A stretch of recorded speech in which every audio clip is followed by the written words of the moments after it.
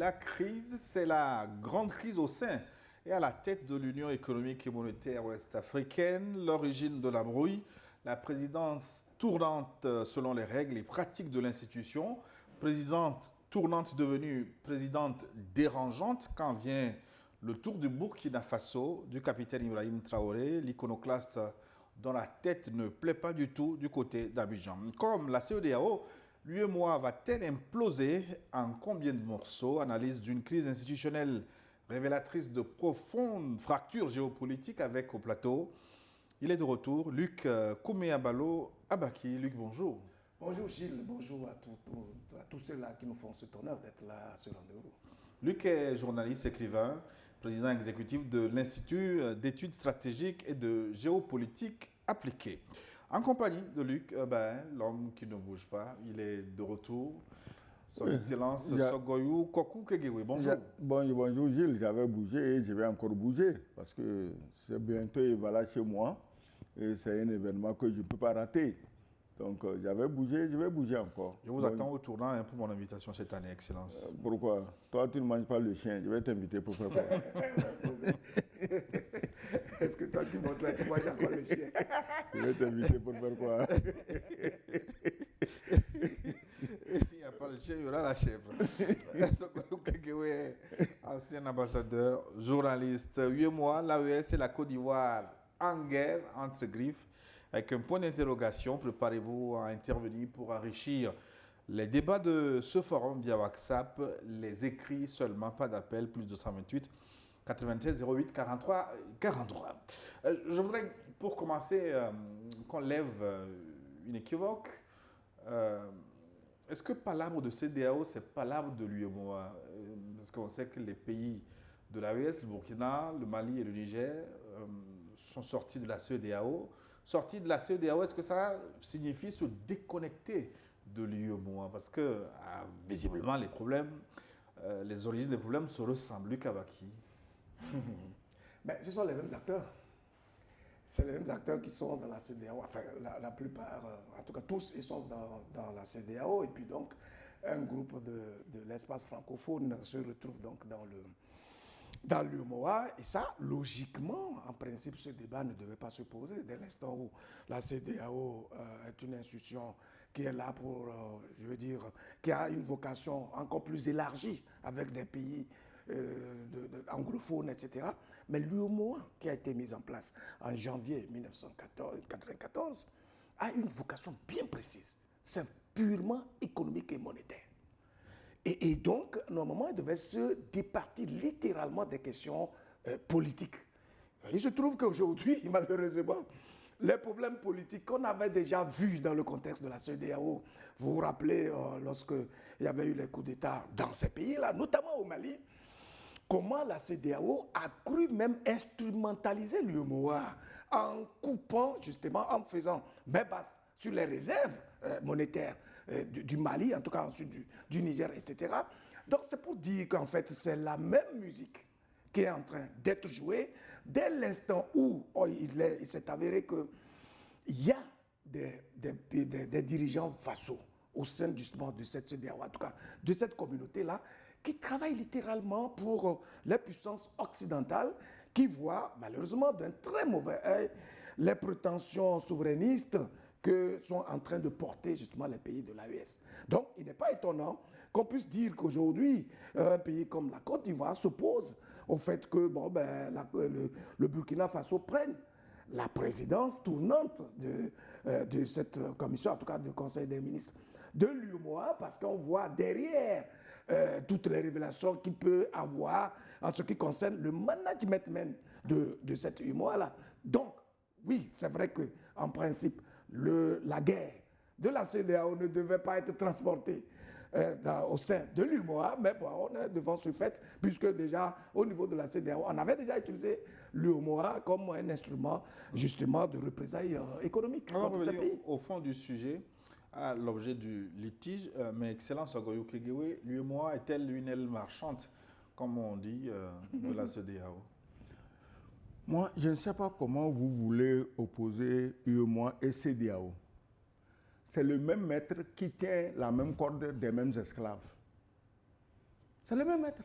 Il tient la corde des mêmes esclaves. Que tu dises CEDEAO et moi, c'est le même maître qui tient la corde qui tire. Quand vous dites ici que la Côte d'Ivoire est contre ci ou contre ça, non, ce n'est pas la Côte d'Ivoire, c'est le président ivoirien. Faites attention. Il y a des moments où il faut distinguer entre le dirigeant et son peuple. Si on devait faire un référendum aujourd'hui en Côte d'Ivoire, mais 90% serait pour la position de Ouagadougou. Donc, ce n'est pas la Côte d'Ivoire, c'est un chef ivoirien qui a reçu un mandat d'esclavagiser les autres Noirs pour le maître que tout le monde connaît. Donc, on ne va pas faire confusion. On ne va pas dire CEDEAO ou UEMOA comment. C'est les mêmes. CEDEAO, c'est les mêmes. La CEDEAO est morte. Bon, un cadavre qui essaie de bouger encore. Et il faut des occasions comme celle de l'UEMOA pour que le cadavre de la CEDEAO bouge encore. L'occasion est trop rare pour qu'on ne la saisisse pas. Il faut qu'on s'attende encore que la CEDEAO vit. Sinon, comme vous l'avez dit, que l'UEMOA a un caractère purement financier et technique. Mais en Afrique, on doit quand même savoir mettre un jour les limites entre la politique et l'économie. Il y a des pays qui politiquement ne s'entendent pas, mais qui ont des intérêts communs économiquement parlant, qu'ils défendent parce qu'ils savent que c'est de ça que dépend l'économie, le développement et le bien-être de leur population. Quand est-ce que les Africains vont être en mesure de dire que même si politiquement on ne s'entend pas, économiquement et financièrement, on a le devoir de s'entendre parce que aujourd'hui, on parle de pays développés, pays émergents, tous ces mots qu'on manipule comme des charlatans, comme des prestidigitateurs, des faiseurs de miracles, des magiciens. Mais les populations sont toutes dans la même merde. Émergents ou non émergents, en Afrique de l'Ouest, les Noirs sont tous dans la même merde. Est-ce que les dirigeants politiques ne savent pas que leur population, quoi qu'on dise, sont dans les mêmes problèmes et qu'il faut trouver une base commune pour soulager les problèmes des populations et non les desiderata d'un chef, d'un cacique, d'un empereur assis en son palais à 6000 km d'ici. Donc, cette histoire de CEDEAO et moi, il est tout à fait normal que les maladies de la CEDEAO soient allées s'incruster dans l'UEMOA avec tout ce que nous sommes en train de voir. Alors maintenant, on va analyser techniquement ce qui est à l'origine du problème.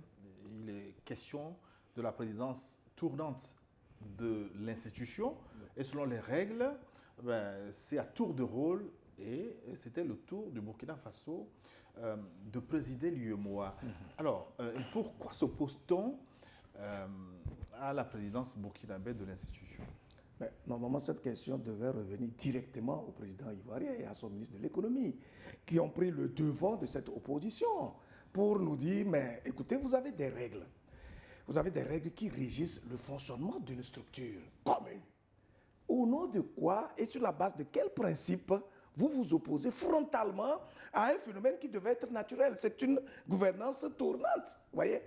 Alors, le vrai problème que nous avons en général en Afrique, c'est que nos dirigeants ne sont pas disciplinés. Disciplinés en ce sens qu'ils se conforment. On ne peut pas dire nos dirigeants, peut-être certains dirigeants. Oui, je veux dire, pour l'essentiel, c'est-à-dire, ils se conforment aux règles du vivre ensemble. L'UEMOA, si on a pris le temps de mettre en place un système de rotation et de fonctionnement, un mécanisme de fonctionnement de cette institution, c'est sans doute parce que on ne veut pas justement cette situation-là où quelqu'un pense que oui, il a un poids économique plus élevé ou bien il jouit d'un privilège quelconque, alors il aurait une préséance sur les autres. Toutes les voix au sein de cette communauté, en principe, se valent.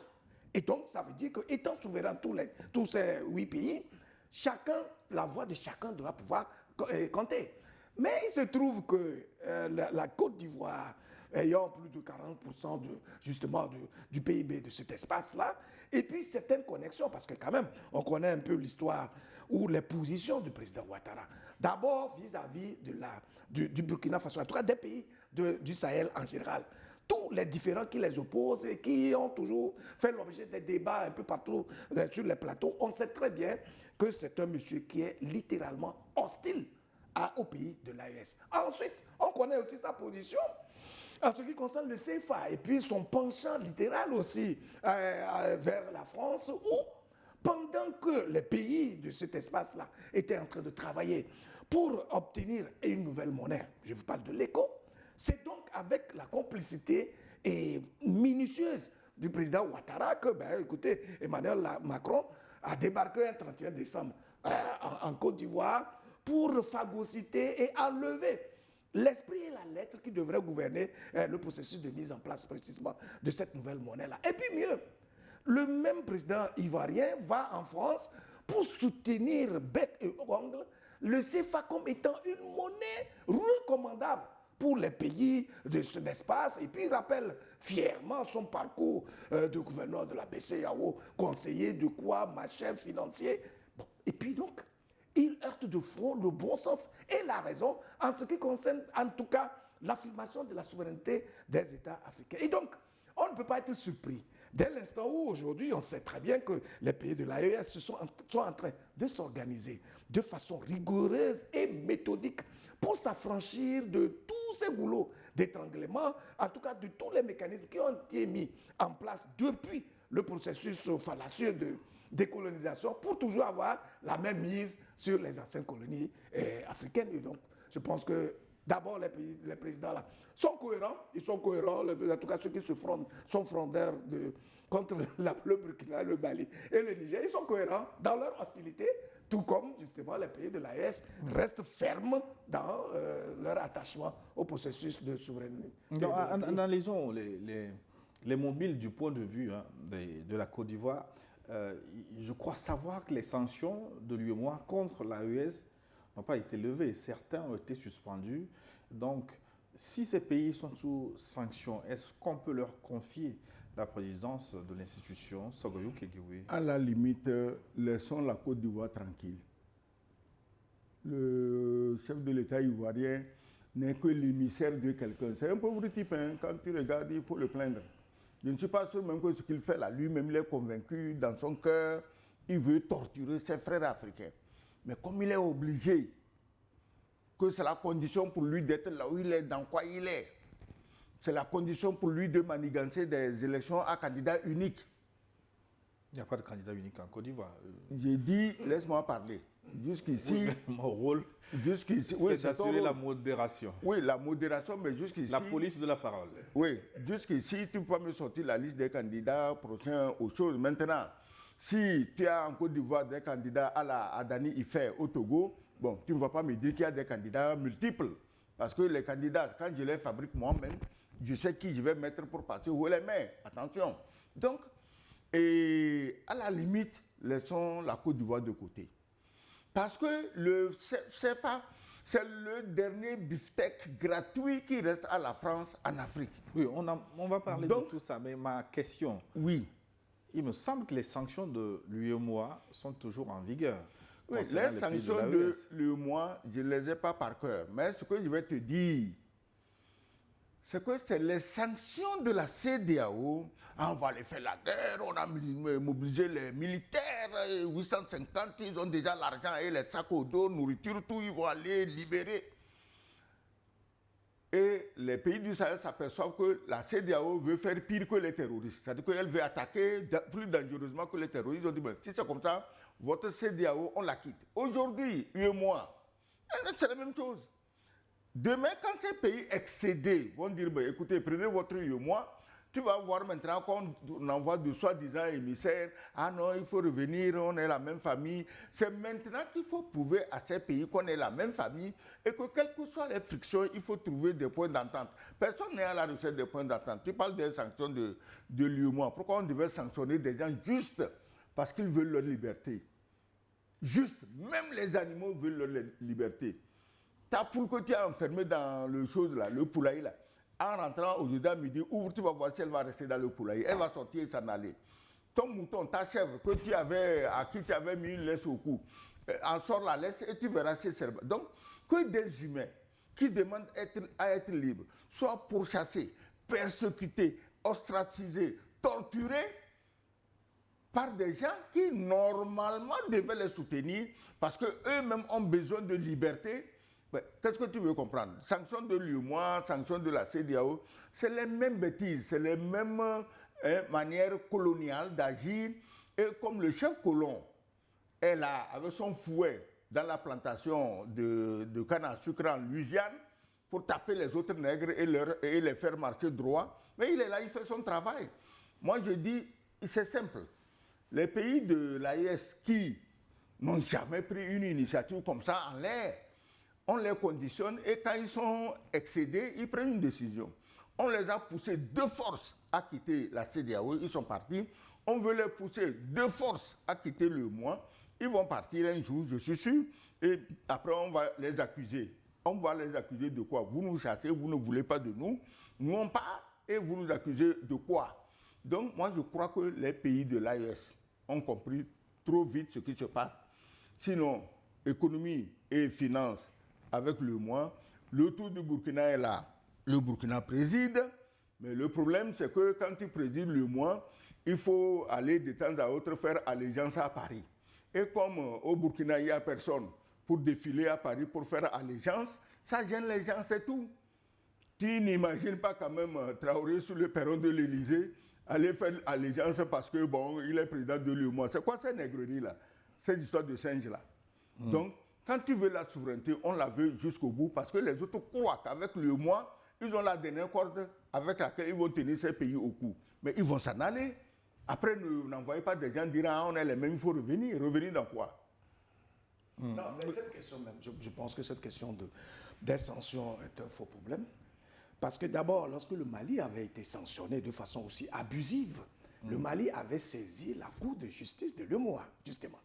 Et cette Cour-là avait rendu un arrêt demandant la suspension littérale de ces sanctions-là. Vous voyez? Mais les États, c'est pour ça que je parlais de la discipline, les chefs d'État n'ont pas compris qu'ils devaient respecter une décision de justice d'une institution judiciaire qui a été mise en place justement pour réguler le mécanisme de fonctionnement et surtout entretenir l'équité entre les chefs, en tout cas entre les pays. Vous voyez? Mais je n'ai même pas souvenance que la CEDEAO avait aussi sanctionné la CEDEAO et le Burkina Faso. C'est le Niger et le Mali qui avaient fait l'objet de cette sanction-là. Et puis deuxième chose, un dirigeant ne peut jamais prendre une décision sans viser un dispositif juridique. C'est pour ça qu'on met l'arsenal juridique à la disposition du gouvernant de sorte à lui faciliter les décisions et les choix politiques, économiques, etc.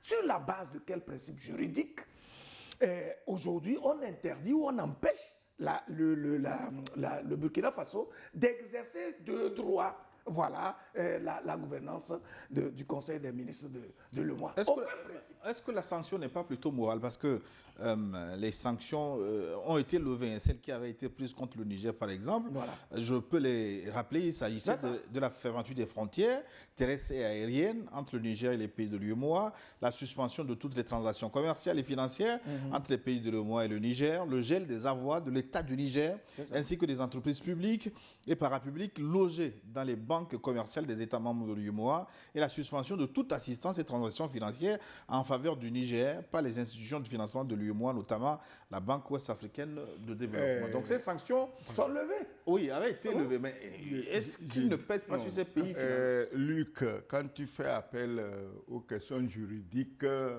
on a amené à quelle cour, qui a donné raison à qui, mais je ne vous comprends pas. Quand il s'agit des Noirs, il n'y a pas de justice. Malheureusement.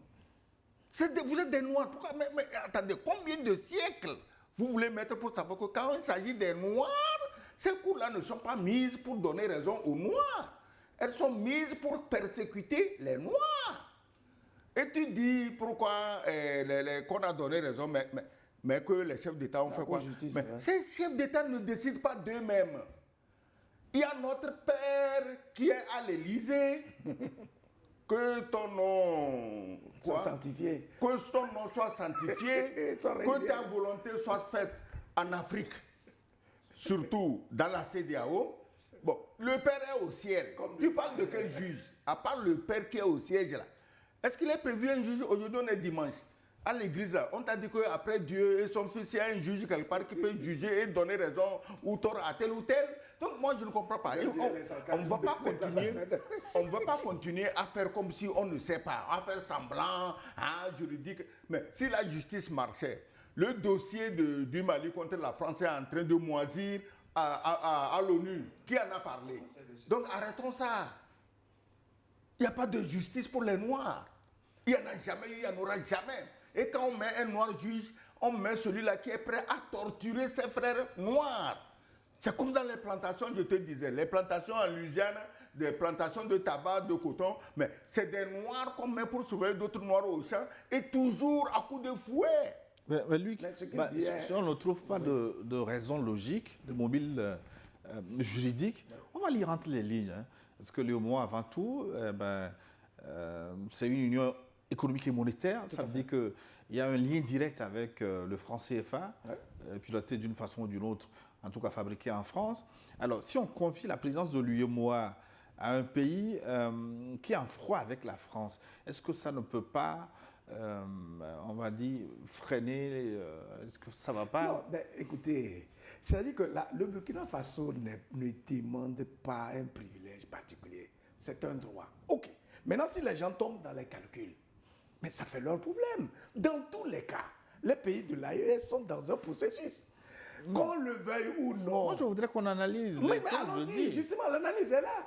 C'est-à-dire que, est-ce que c'est de leur... Normalement, si vraiment les gens étaient de bonne foi, mais c'est l'occasion de donner le droit à la CEDEAO, et puis, enfin, au Burkina Faso, et de voir ce qu'il en fera. Les pays de l'UEMOA sont au moins 8. Je vais rebondir même sur ce que l'ambassadeur disait pour dire qu'il a tellement raison qu'en fait, supposons même que c'était le président Ouattara qui tout seul s'opposait justement à la présidence du Burkina Faso. Mais ils sont 8 au total. Ça veut dire que si on doit procéder par un vote, au moins il doit y avoir un déséquilibre. Puisqu'ils sont 3, et donc si les autres ne sont pas d'accord avec la position du président Ouattara, bien sûr que la balance va...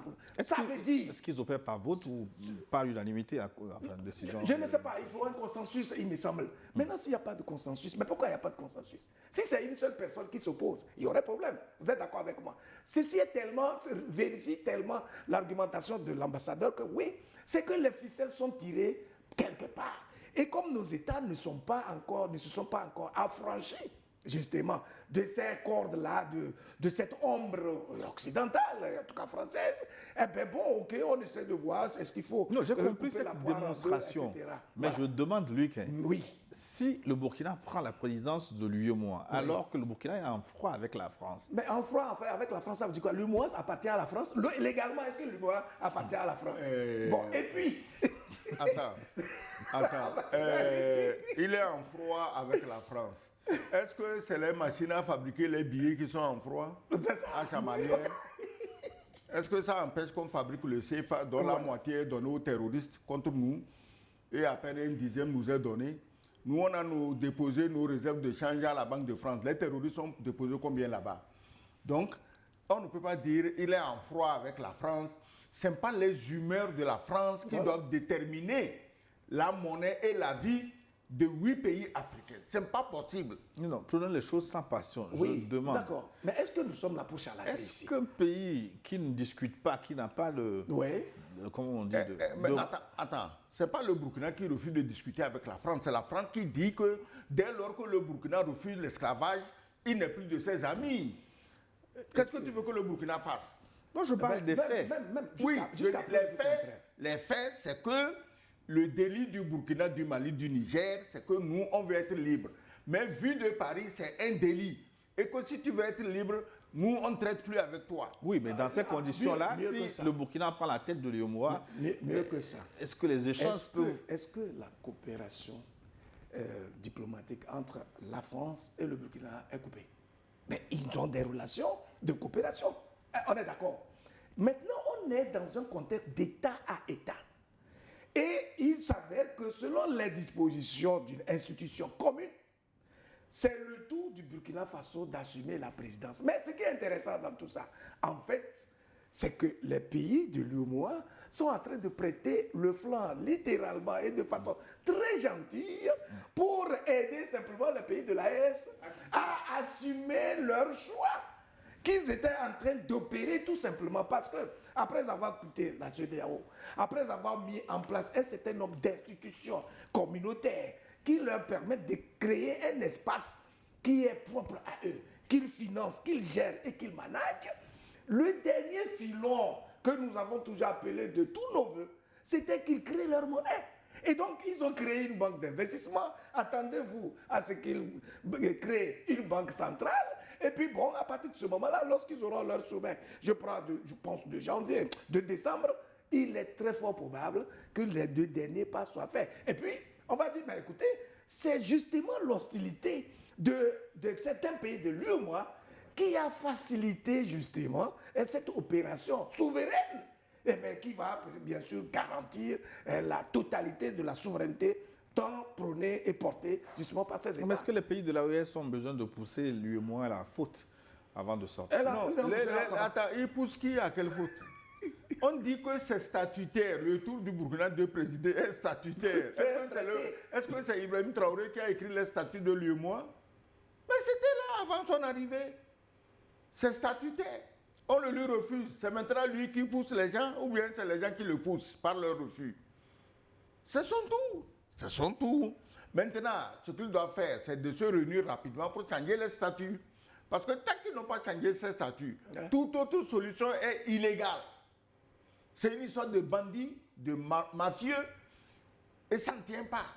Vous ne pouvez pas, sur le dos d'une monnaie, vous conduire en bandit hors la loi. Ce n'est pas possible. Donc, ils n'ont qu'à rapidement changer les statuts qui rendent la rotation obligatoire et dire que désormais, bon, celui qui dit qu'il a lui seul 40% de la masse monétaire de l'UEMOA, on dit qu'il est éternellement président de l'UEMOA. Et puis on n'en parle plus. En attendant que lui-même échappe un jour à l'esclavage, c'est le jour-là que ça va péter et ça va saigner fort. Mais Luc, moi, je crois simplement de comprendre. Mais est-ce que c'est quand même pas surréaliste qu'une institution de cette taille-là, qui gère notre monnaie, en arrive à ne pas appliquer les tests qu'elle-même s'est donnés? Mais qu'est-ce qu'il y a d'étonnant? Oui, c'est-à-dire qu'avec les divisions de notre espace, il n'y a plus rien d'étonnant. Parce que le principe de l'application des lois n'existe pratiquement pas. Les gens gouvernent leur pays sur la base de leur saut d'humeur. Ou du moins, ils sont téléguidés par une puissance extérieure. Et à partir de ce moment-là, vous savez, lorsque vous ne vous appartenez pas, vous allez tomber dans l'incohérence à chaque fois. Sinon, c'est quand même abscon que de voir une institution comme celle-ci. Parce que normalement, ils devaient gouverner par l'exemple, vous voyez. Nous, les citoyens lambda, ou les leaders d'opinion, qui observons et qui attendons d'être inspirés par le comportement disciplinaire, droit et vraiment orthodoxe de nos dirigeants. Mais quand nous voyons autant d'errance, autant d'incohérence, autant d'amateurisme et autant d'incongruité dans les choix et dans les positions que ces dirigeants-là adoptent, on se dit, écoutez, on n'est pas gouverné.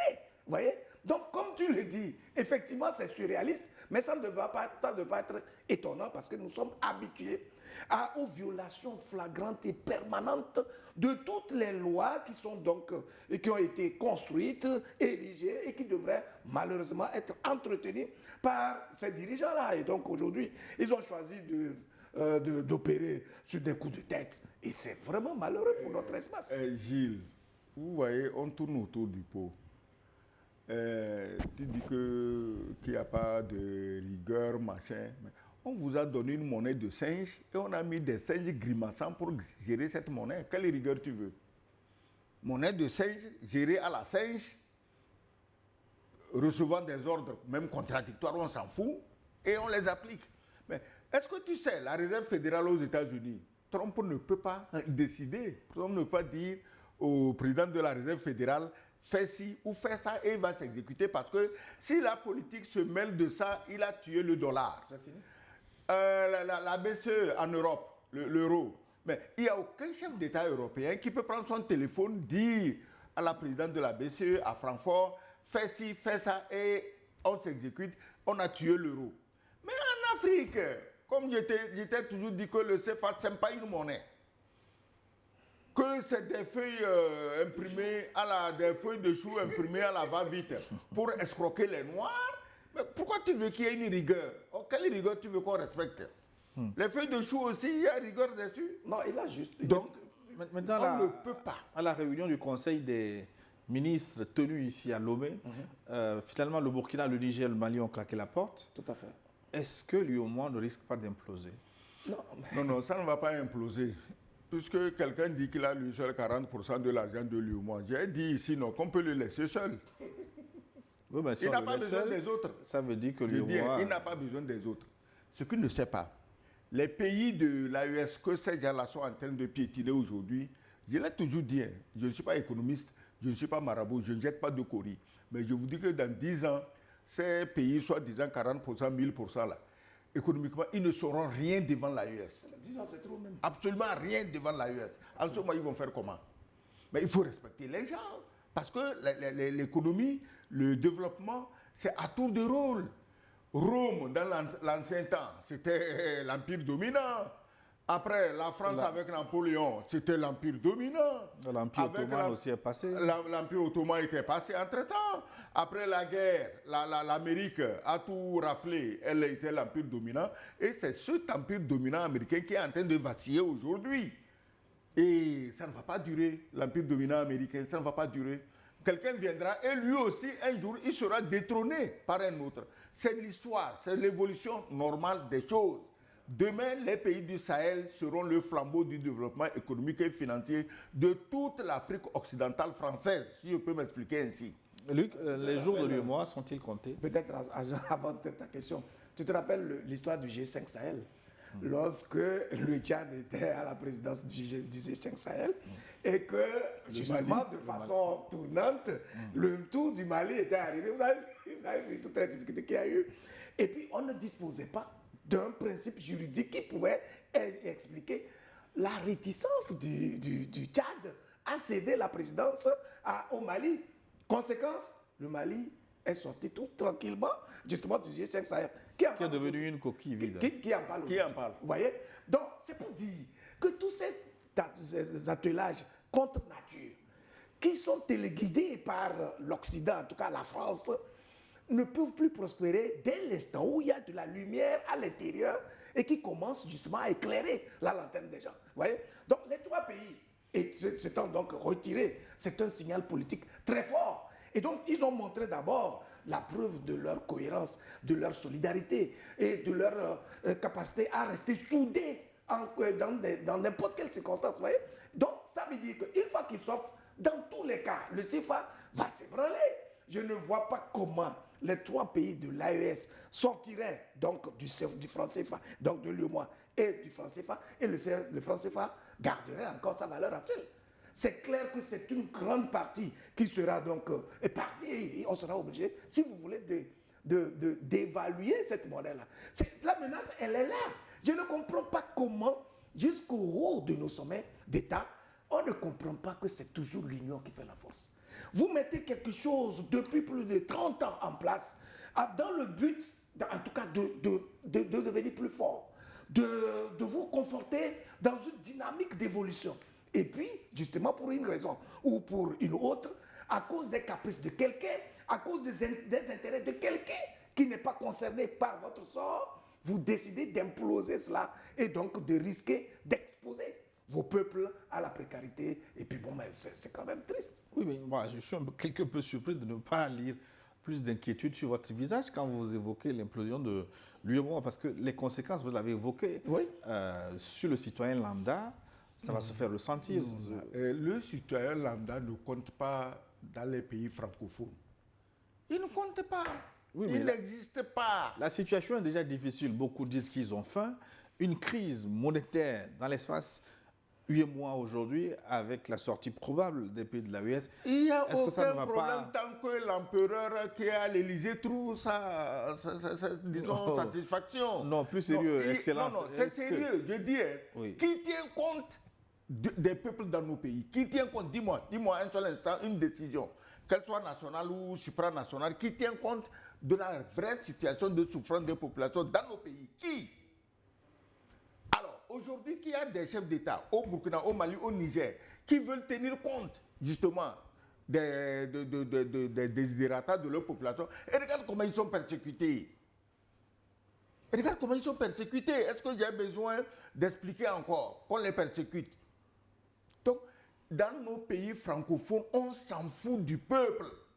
La règle de gestion de nos pays doit être faite La gestion doit être faite au détriment des peuples pour les intérêts de quelqu'un.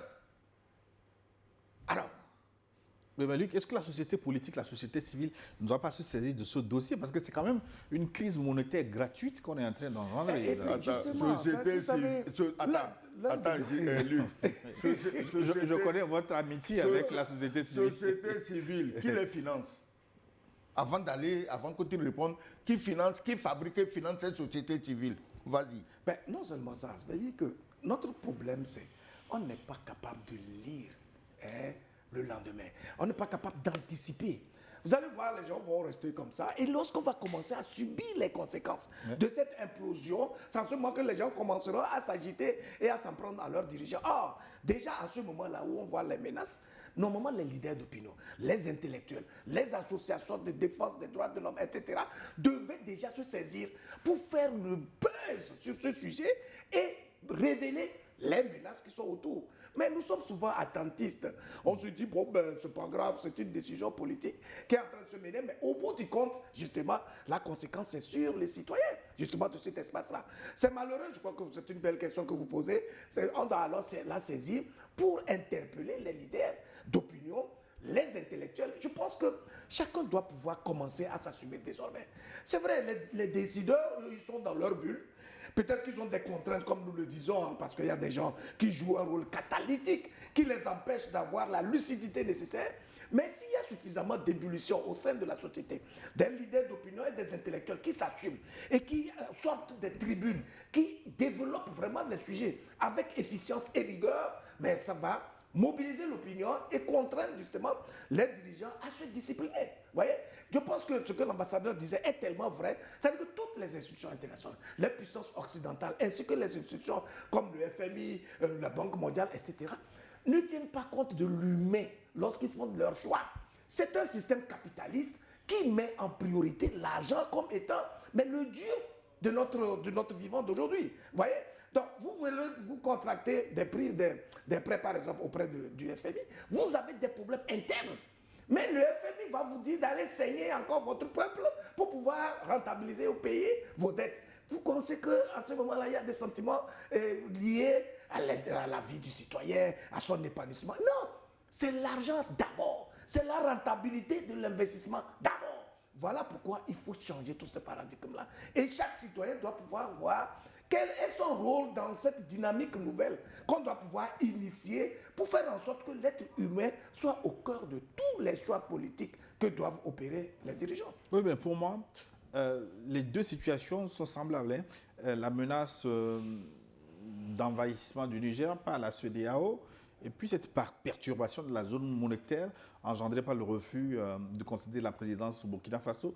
Pour moi, les conséquences de ces deux situations seraient les mêmes. Mais là, pour l'Union monétaire internationale, ça n'émeut pas grand monde. La CEDEAO a menacé d'envahir le Niger. Non, elle n'a pas seulement menacé. À l'heure où nous parlons, elle envahit perpétuellement le Niger et les pays du Sahel. Tous les jours, les terroristes qui prennent du poil de la bête, ils viennent d'où? Les terroristes qui ont des drones, ça sort d'où? La CEDEAO travaille là-dessus. Oui, mais donc aujourd'hui, contre cette invasion, il y a certains qui ont levé le doigt pour dire non, mais cette fois-ci, pour cette présidence-là, pourquoi les autres... c'est la même logique. Celui qui leur dit de torturer leur frère pour lui faire plaisir, il est là. Oui, mais il était là avant que les autres nous disent non à l'intervention de la CEDEAO au Niger. Mais pourquoi cette fois-ci... Quels autres? Et ceux qui ont dit non là, dis-moi, quel bonheur les attend aujourd'hui? Ceux qui ont dit non, qu'il ne faut pas envahir le Niger, qu'il ne faut pas ostraciser les pays du Sahel, quel bonheur les attend aujourd'hui, alors où toi et moi nous sommes assis ici en train de parler? Tu vois leur souffrance? Tu vois ce qu'ils sont en train d'endurer? Mais on ne te dira pas non, on te fait ça parce que toi, tu as laissé ton port au pays du Sahel, parce que toi, tu as refusé qu'on envahisse le Niger. On ne te dit pas ça. Mais on te torture avec tes propres frères. Le noir a toujours vendu le noir avec plaisir. C'est ça le drame. C'est pourquoi quand tu me demandes les effets sur le citoyen lambda, machin, mais quelquefois le citoyen lambda, à qui on n'a pas expliqué, devient lui-même le fossoyeur de ses malheurs. Mais ce n'est pas sa faute. C'est parce qu'on ne lui a pas expliqué. Qui explique? Tu parlais de société civile. Elle devait faire un travail d'explication, non. Mais les financements qu'on leur donne, ce n'est pas pour faire du travail d'explication sur le terrain, mais c'est pour attaquer, agresser les dirigeants de leur pays. C'est pour ça qu'on les finance. Oui, mais Luc Kabaki, pour les pays de l'AES, ils ont le feu aux fesses maintenant. Parce que, est-ce qu'ils n'auront pas de difficultés devant leurs citoyens? Parce que on leur dira pourquoi vous avez tant attendu pour sortir de l'UEMOA. Non, c'est un processus. C'est ce que j'ai expliqué. C'est-à-dire que je crois que ces gens ont été suffisamment stratèges. Pourquoi ils se sont mis ensemble? D'abord, même pourquoi il y a eu des coups d'État? C'est parce que justement, il y a une crise sécuritaire grave où les dirigeants de ces pays-là n'étaient pas en mesure de trouver des solutions appropriées pour traquer justement ces individus qui sont manipulés de l'extérieur. Donc, dès l'instant qu'ils ont fait leur coup d'État, ils ont compris, au regard de la fronde, au regard de la manière dont ils sont ostracisés, ils sont traqués de partout, ils ont compris qu'il faut se mettre ensemble. Mais il faut se mettre ensemble pour faire quoi? D'abord pour lutter contre le terrorisme, donc sur le plan sécuritaire de la défense, mais en même temps en mettant en place une diplomatie qui permet de contrer et de développer un nouveau narratif qui rend compte en tout cas des réalités que vivent donc ces nations-là. Mais au même moment, il y a la question du développement, parce qu'un peuple qui ne mange pas à sa faim risque finalement de mordre ses propres dirigeants. Et donc, ils ont commencé à créer un certain nombre de structures, à investir dans la manufacture, dans l'industrie, etc., en créant justement la banque d'investissement. C'est dans la perspective de faire face aux défis existentiels des peuples. Donc aujourd'hui, je crois que même s'il n'y avait pas cette crise-là en perspective, s'il n'y avait pas cette hostilité, cette fronde liée à la question de l'UEMOA, c'est un processus logique et naturel pour les pays de l'AES de mettre en place leur monnaie. Je crois qu'à plusieurs reprises, nous l'avons dit aussi. Donc, il n'y a pas de risque possible. Dès l'instant où ils ont appris à enseigner à leur peuple l'attitude idéale à adopter, les défis auxquels ils font face, et en sensibilisant en même temps, en tout cas par une démarche pédagogique, le peuple lui-même, de sorte qu'il prenne ses responsabilités. Donc, ça veut dire qu'en réalité, ceux qui souffriront demain, c'est ceux qui seront dépendants, si vous voulez, du franc CFA lorsqu'il sera fracassé, parce que justement, d'autres sont partis avec leur PIB, en tout cas leur apport massif en termes de revenus qui donnerait une certaine valeur au CFA. Mais quand ceux-ci la partiront, ils ne partiront pas sur un coup de tête, ils partiront parce qu'ils se sont préparés et qu'ils sont dans une logique de souveraineté, d'indépendance, d'affranchissement vis-à-vis de tout cet attelage contre nature qui a été mis en place et qui explique que malgré 60 ans et plus d'indépendance de nos pays, mais aucun ne peut soulever sa tête pour dire « je m'assume par moi ». Il nous reste 2 minutes pour jeter les coris que vous portez d'ailleurs sur votre tissu. Alors, est-ce que c'est possible de concilier aujourd'hui les deux parties contradictoires au sein de l'UEMOA où on va inexorablement vers la rupture? Au sein de l'UEMOA, il n'y a pas de problème. Nous sommes tous des citoyens africains ayant enduré la même colonisation, la même néocolonisation, l'exploitation éhontée, le mépris, le racisme, le mépris, la négrophobie. Nous tous, nous souffrons de ça. En fait, il n'y a pas de problème pour qu'on s'entende. Mais dès que le doigt extérieur est dans l'engrenage, on ne s'entendra jamais. C'est ça. Que va-t-il se passer? Non, je crois qu'il a tout dit. Je ne crois pas. Si il y avait... Mais ce qui est quand même bizarre, c'est qu'au sein de la CEDEAO, il y a des États membres de l'UEMOA qui ont été désignés pour faire la conciliation entre les pays de l'AES et la CEDEAO, de sorte qu'ils puissent revenir. C'est-à-dire que depuis que les pays de l'AES sont partis, la CEDEAO a donné le sentiment de refaire la cour à ces États, de sorte qu'ils reviennent parce que c'est ensemble qu'on peut gagner. Voilà un petit groupe dans une petite unité, donc un sous-ensemble de la CEDEAO, qui a pour vocation en tout cas, de réguler la vie monétaire et économique, qui aussi s'implose. Donc ça veut dire que c'est une hypocrisie permanente. Mais le président Diomaye du Sénégal, c'est lui qui a été choisi, non, pour faciliter un peu la conciliation entre les pays de l'AES et la CEDEAO. Mais il fait partie de l'UEMOA. Quelle est sa position en la matière? Vous voyez, il y a une certaine ambiguïté et une incapacité à décider. Et ça, cela rend compte de la fragilité et en tout cas de l'état primaire et périphérique dans lequel nos États sont et qu'ils ne sont pas en mesure d'assumer des choix lucides et responsables. Le président Diomaye Faye, peut-être qu'il a il y a aussi d'autres chats à fouetter parce que ça commence... Non, ce n'est pas une question de chat. C'est-à-dire que s'il veut durer au C'est une pouvoir, question de dépendance. s'il veut durer au pouvoir, il va déclarer le CFA comme une sainte monnaie. Voilà. Nous sommes en direct. Ben, si vous nous recevez sur satellite ou notre application que vous pouvez télécharger dans Play Store ou App Store, New World TV ou YouTube ou encore Facebook, nous sommes en direct sur ces réseaux sociaux. Protégez-nous, likez cette émission, votre pouce. Nous en avons besoin. Commentez abondamment New World Forum, que vous soyez d'accord avec nous ou pas, mais dans le respect. Abonnez-vous à nos réseaux sociaux, à nos médias sociaux. Si ce n'est pas encore fait, et partagez tout de suite New World Forum pour porter loin la voix de l'Afrique qui refuse l'implosion de l'UEMOA. À tout de suite.